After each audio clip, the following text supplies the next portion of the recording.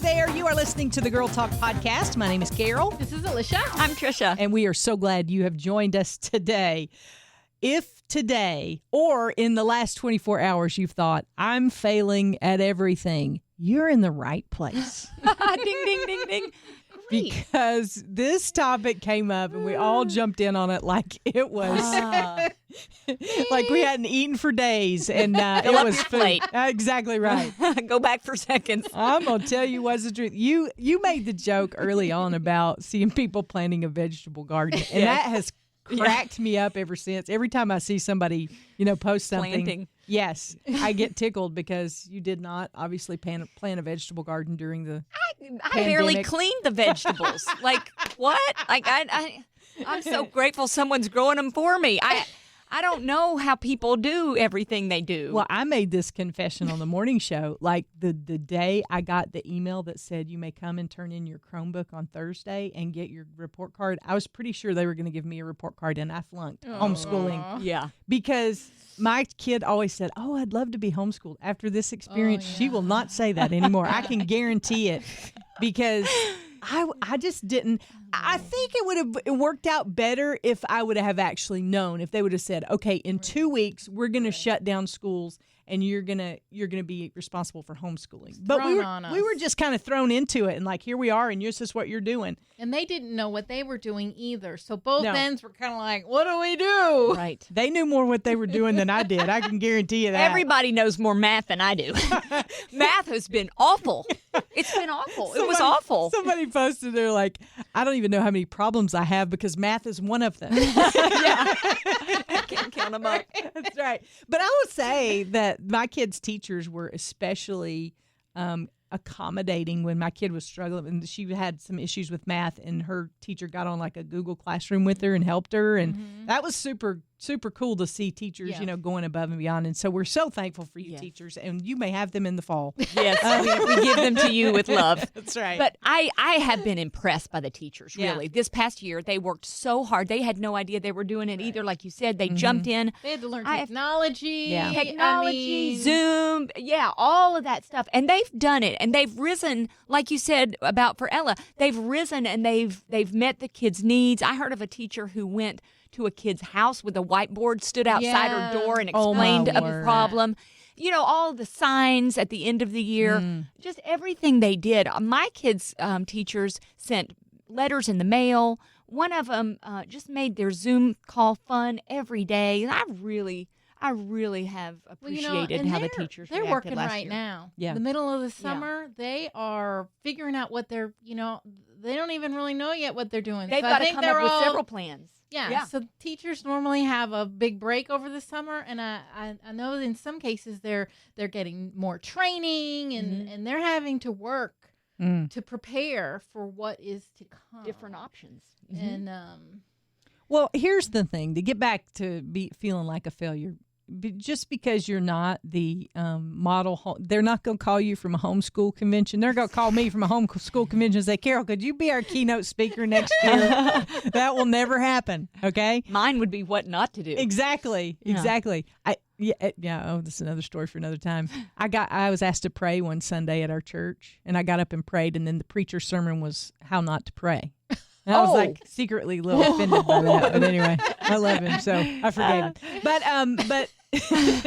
But I think the failure aspect comes when you're thrown into roles that you aren't typically comfortable with.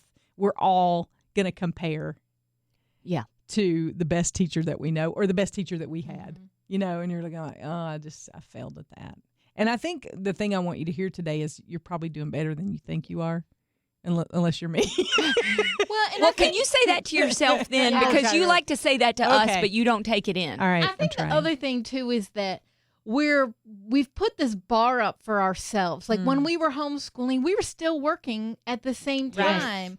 Right. And we were all at home and we're trying to figure things out. And we were not meant to do all of that. Right. We were not meant to be all of those roles. You can't be all roles. Yeah. And so we've set ourselves up to fail in that respect. And the same thing could be happening to you this summer. Yeah. If your expectations, we talked about that already this summer on the podcast, but don't set yourself up to fail. Realize that we're doing a good job. Our kids are probably doing fine, and they're probably doing great, and they may even be thriving if we just look at it from the right angle. I had to just circle what you said, expectations. I'm sorry, I scared everyone. But it's so true. And I don't know why I never learned this lesson, but expectations, when I set expectations for myself that are too high, that are not reasonable, that are not realistic, it's no wonder I fail. And I don't necessarily tell them to other people, but I have them in my mind. I was telling that to my husband recently when we went on lockdown and we were kind of all at home and things were much slower. I was like, no wonder I was always exhausted. I'm trying to do so many things and ship the kids here and drive them there. And, we're these taxi drivers getting everybody everywhere. And are we doing too much? They're content with not doing as much. And can we maybe, when we are more back to normal, can we maybe prioritize that in a different way so that we're not so stressed out and doing so much, and that we're not putting all that pressure on ourselves? So here's my question. How do we, with intention, plan for the future when life will get back to whatever normal looks like? How do we plan for that on this side of it? Like I hear you say, I know anytime my expectations are unrealistic, but I do that all the time. Like I set unrealistic expectations every day of my life. Because you're a high achiever. Well, how about this? How about instead of focusing on the expectations, we focus on the moment? I'm just throwing it out, but living in the moment instead of living in the to-do list, or living in the moment instead of living in the plan that you have. You get a star for that. Say it again. I don't know what I said. Instead of living in the schedule and the to-do list. The to-do list. You live in the moment. I'm trying to do this better, and I'm not doing it quite yet, but I'm learning how to do it. Because if I have a schedule in my head, I'm going to do this, and then I'm going to do this, I'm going to do this, I'm going to do this, and then I'm going to clean the bathroom. That's the one that never gets done. Yeah. But then someone calls me and needs encouragement, or texts me, or, God asked me to do something. Yeah. Or I need to help my kid. I need to encourage my kid. They fell on the bike, or whatever it is. I can't do all that and do what God's called me to do.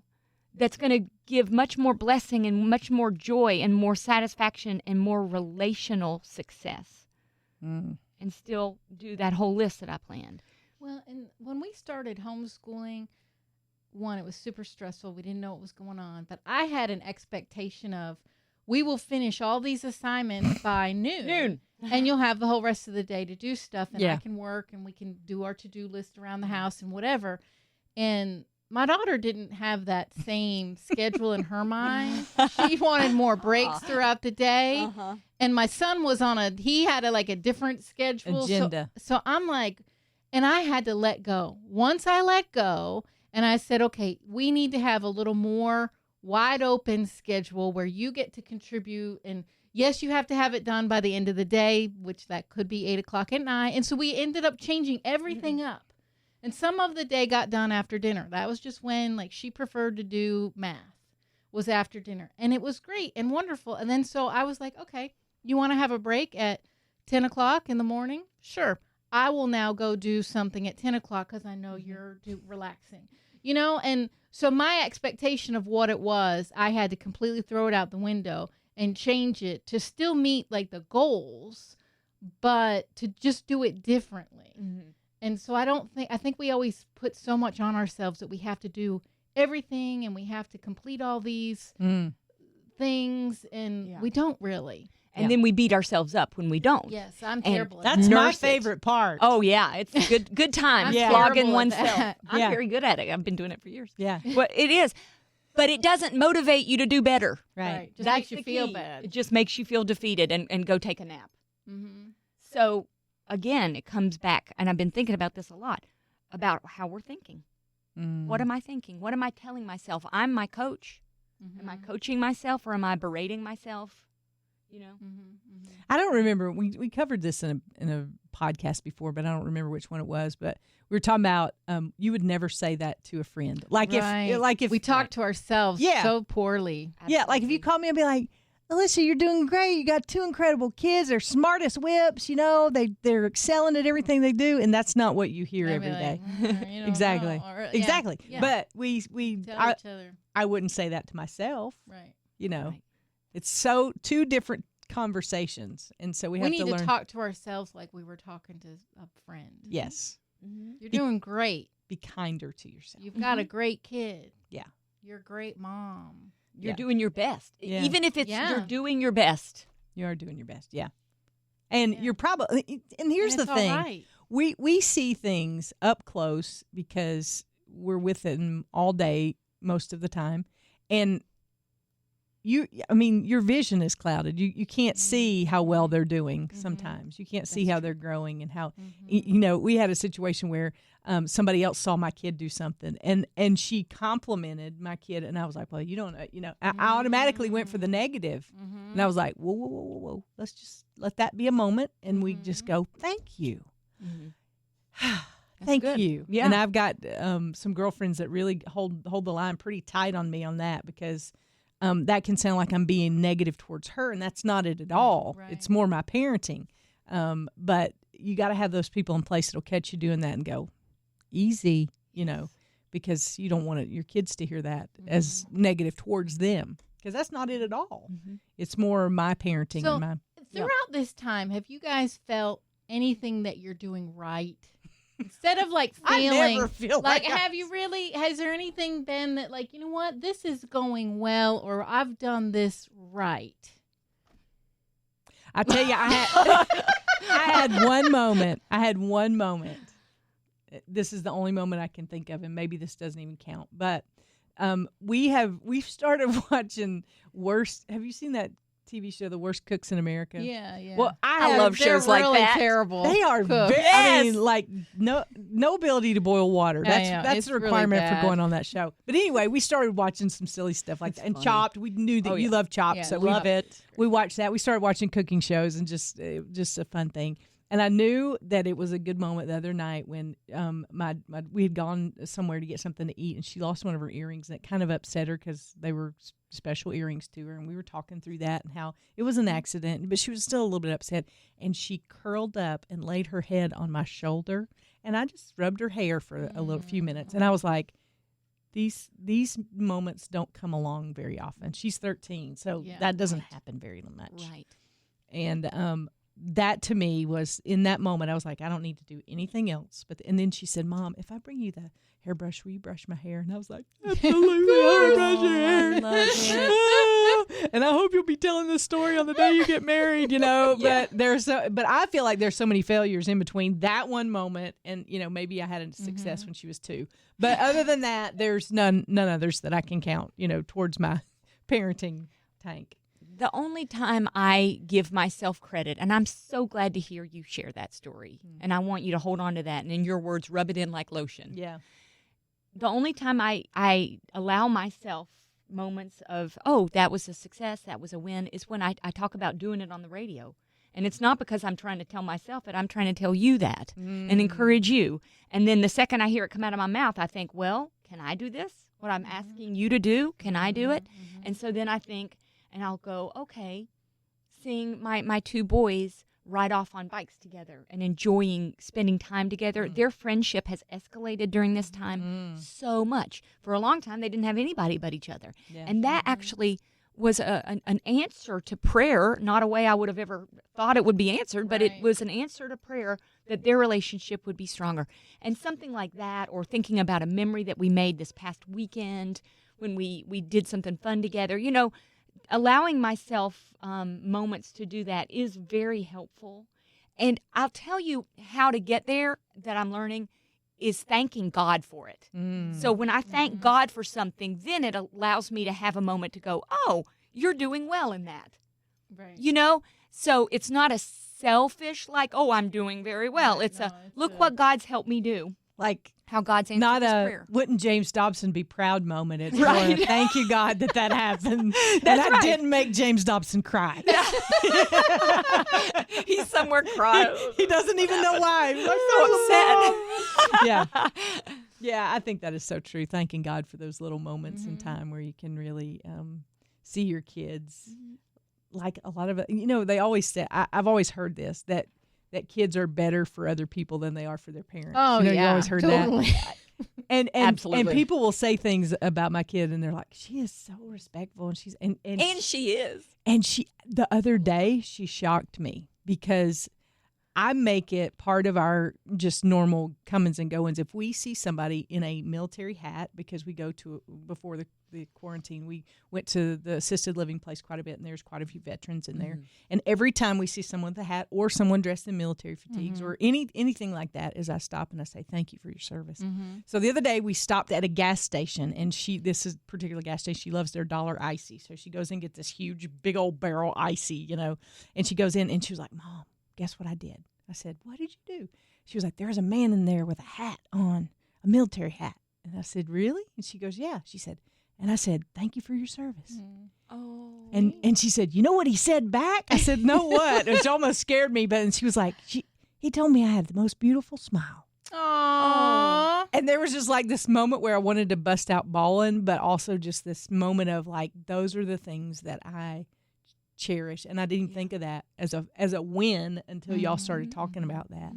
And so those little moments, we just got to thank you, God. Thank you, God, that's that one is stuck because she's seen me do it.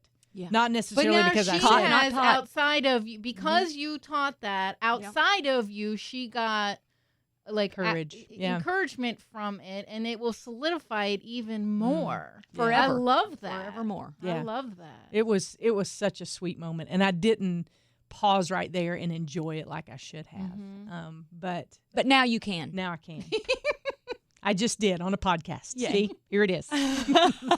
No, but I think we do have to be intentional about, because we tend to just blow right by those things. Yeah.